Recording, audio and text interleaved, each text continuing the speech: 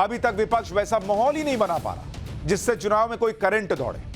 इन सारे नेताओं का हिसाब आपको आगे विस्तार से समझाऊंगा, लेकिन थोड़ा आपको किसान आंदोलन के बारे में पहले बता देता हूं। मोदी सरकार के खिलाफ मोर्चा खोल चुके किसान आज सड़क पर ट्रैक्टर लेकर उतर गए। संयुक्त किसान मोर्चा की कॉल पर आज किसानों ने देश भर में ट्रैक्टर के जरिए हाईवे जाम करने का प्लान बनाया था। किसान दिल्ली चंडीगढ़ हाईवे पर आज ट्रैक्टर लेकर उतरे।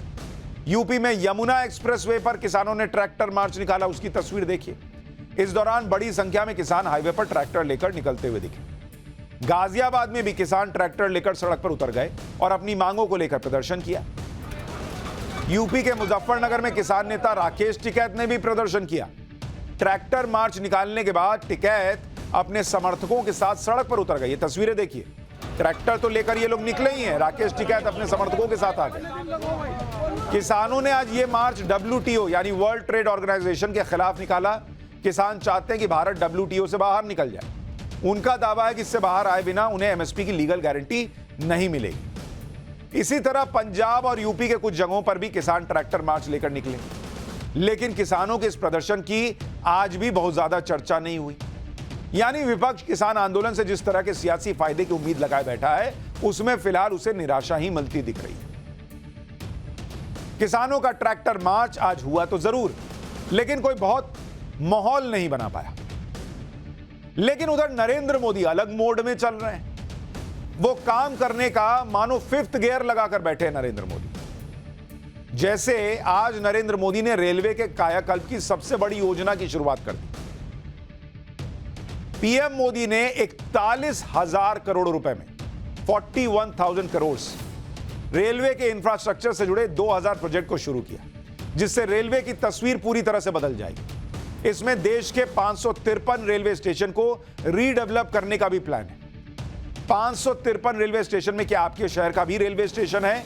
इसके बारे में बकायदा एक पूरा चैप्टर आपको दिखाऊंगा पाठशाला में आगे। लेकिन इससे पहले कल पीएम मोदी ने देश के 5 राज्यों में 5 नए एम्स अस्पताल का उद्घाटन किया और 5 राज्यों में से 3 राज्य ऐसे हैं जहां बीजेपी की सरकार नहीं है। मतलब तुरंत कोई ये ना कह दे कि अरे एम्स तो इसलिए खोले क्योंकि 2024 का चुनाव। 5 में से 3 राज्य जहां एम्स खुले हैं वहां बीजेपी की सरकार भी नहीं है। नरेंद्र मोदी बीजेपी के घोषणा पत्र में किए वादों को तो पूरा कर ही रहे हैं, साथ ही वो उन काम को भी कैसे निपटा रहे हैं जिन्हें बहुत पहले हो जाना चाहिए था, वो आज पूरे हो रहे हैं। मैं आज आपको 3 खबरें बताता हूं नरेंद्र मोदी से जुड़ी। आप खुद देखिए कि नरेंद्र मोदी ने देश के विकास को गति देने का कैसे 5th गियर लगा रखा है। सबसे पहले रायबरेली में एम्स का उदाहरण देखिए। यह गांधी परिवार का गढ़ है रायबरेली। रायबरेली एक हाई प्रोफाइल सीट है। यहां से फिरोज गांधी सांसद रहे, इंदिरा गांधी सांसद रही, अरुण नेहरू सांसद रहे। साल 2004 से 2014 तक अपनी सरकार में सोनिया गांधी भी सांसद रही। लेकिन इस हाई प्रोफाइल सीट रायबरेली में 2009 में जाकर एम्स बनाने का ऐलान होता है। बनता नहीं है, ऐलान होता है 2009 में कि हम एम्स बनाएंगे। 2014 तक मामला लटका रहता है और फिर काम पूरा होता है नरेंद्र मोदी की सरकार में जाकर। मतलब रायबरेली जिताए गांधी परिवार को और रायबरेली को एम्स बना के दे रहे हैं नरेंद्र मोदी। इसलिए नरेंद्र मोदी ने भी कहा कि जिन्होंने लंबे समय तक राज किया, उन्होंने जनता के लिए काम करने की बजाय अपनी पूरी ताकत एक परिवार को आगे बढ़ाने में लगा दी। एक बार सुनिए रायबरेली में एम्स के उद्घाटन के मौके पर पीएम मोदी ने क्या कहा, फिर आपको बताता हूं वो दूसरा और तीसरा काम जो नरेंद्र मोदी ने करके दिखाया है, जो सालों से अटका हुआ था। जब मैंने देशवासियों को नए भारत के निर्माण की गारंटी दी थी, तो ये विपक्ष के लोग जो आए दिन मुझे गाली देने के शौकीन हैं, वो उसकी भी मजाक उड़ाते थे। आज देखिए, लोग नया भारत अपनी आंखों से बनता हुआ देख रहे हैं। जिन्होंने लंबे समय तक देश पर शासन किया, उनके पास इच्छा शक्ति नहीं थी। सामान्य जन को सुविधा देने की नीयत और निष्ठा में खोट थी। कांग्रेस की पूरी ताकत एक परिवार को ही आगे बढ़ाने में लगती रही।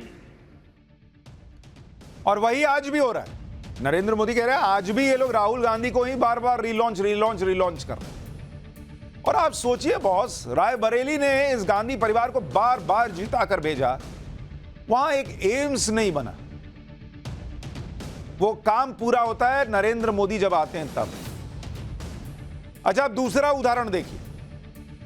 आप सोच सकते हैं सिक्किम को पहला रेलवे स्टेशन मिलने के लिए नरेंद्र मोदी की सरकार आने का इंतजार करना पड़ा है। आप सुनकर हैरान रह जाएंगे कि सिक्किम में अभी तक कोई रेलवे स्टेशन ही नहीं है। नरेंद्र मोदी ने आज वर्चुअली सिक्किम के पहले रेलवे स्टेशन का शिलान्यास किया। सिक्किम में फिलहाल कोई रेलवे स्टेशन नहीं है। यहां के लिए नजदीकी रेलवे स्टेशन पश्चिम बंगाल के न्यू जलपाईगुड़ी और सिलीगुड़ी में, जो 150 किलोमीटर दूर पड़ता है। पश्चिम बंगाल के सिभोग से सिक्किम के रंगपो तक रेलवे लाइन बिछाई जा रही है। 80% काम पूरा हो गया। नॉर्थ ईस्ट का यह राज्य भी जल्दी ही रेलवे नेटवर्क से जुड़ जाएगा। सिक्किम तक रेलवे लाइन को पहुंचना इसलिए भी इंपॉर्टेंट है क्योंकि बॉर्डर पर भारत और चीन की सेना आमने सामने है। बॉर्डर स्टेट में कनेक्टिविटी बढ़ने से देश की सेना को सीधे फायदा होगा।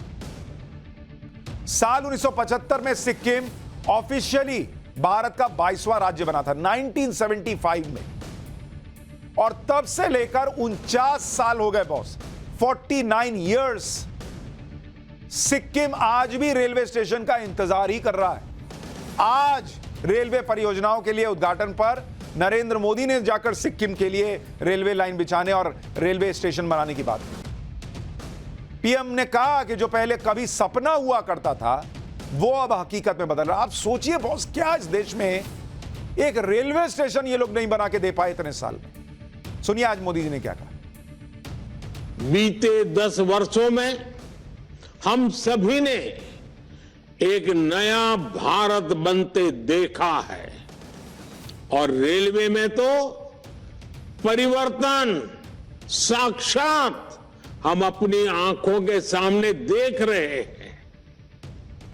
जिन सुविधाओं की हमारे देश के लोग कल्पना किया करते थे, लोगों को लगता था कि काश भारत में ये होता तो। लेकिन आप देखिए, जो कभी आप कल्पना में सोचते थे, आज हम आंखों के सामने होता हुआ देख रहे हैं। अब आपको तीसरा काम बताता हूं नरेंद्र मोदी का। रायबरेली में एम्स बताया, सिक्किम में रेलवे स्टेशन बनने का जो प्रयास हो रहा है वो बताया। अब तीसरा काम सुनिए कि कैसे सालों से काम अटका रहे तो कोई नरेंद्र मोदी आकर उसको पूरा कर रहे हैं। आप देखिए, पाकिस्तान में जाने वाले पानी को रोककर भारत के 45 साल के इंतजार को नरेंद्र मोदी ने खत्म किया। मोदी सरकार में भारत की रावी नदी का पानी पाकिस्तान में जाने से रोक दिया नरेंद्र मोदी ने। साल 1960 में दरअसल एक समझौता हुआ था जिसके तहत यह तय हुआ था कि रावी के पानी पर भारत का विशेष अधिकार है। 1960 में हुआ। फिर साल 1979 में 1979 में पंजाब और जम्मू कश्मीर की सरकारों के बीच यह समझौता हुआ कि पानी रोकने के लिए बांध और शाहपुर कंडी बैराज बनाया जाएगा। साल 1995 में तत्कालीन प्रधानमंत्री पीवी नरसिम्हा राव ने शाहपुर कंडी बैराज बनाने की आधारशिला रखी। 1960 में तय हुआ यह पानी भारत का है। 1995 तक आधारशिला ही रखी जा रही है। अब आगे सुनिए। साल 2008 में शाहपुर कंडी परियोजना को राष्ट्रीय परियोजना घोषित किया गया, लेकिन काम कब शुरू हुआ? 2013 में जाकर।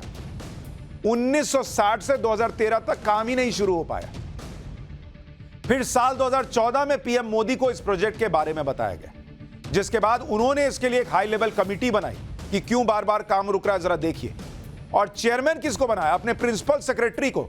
सोचिए नरेंद्र मोदी ने इस काम को कितना इंपॉर्टेंट माना कि भारत का पानी पाकिस्तान कैसे जा रहा है, बॉस रोको इसको। इसके बाद भी लगातार अड़चने आती रहीं। महबूबा मुफ्ती की उस वक्त सरकार थी, उन्होंने पंजाब सरकार से 600 करोड़ का मुआवजा मांग लिया, जिससे यह मामला फिर एक बार अटक गया।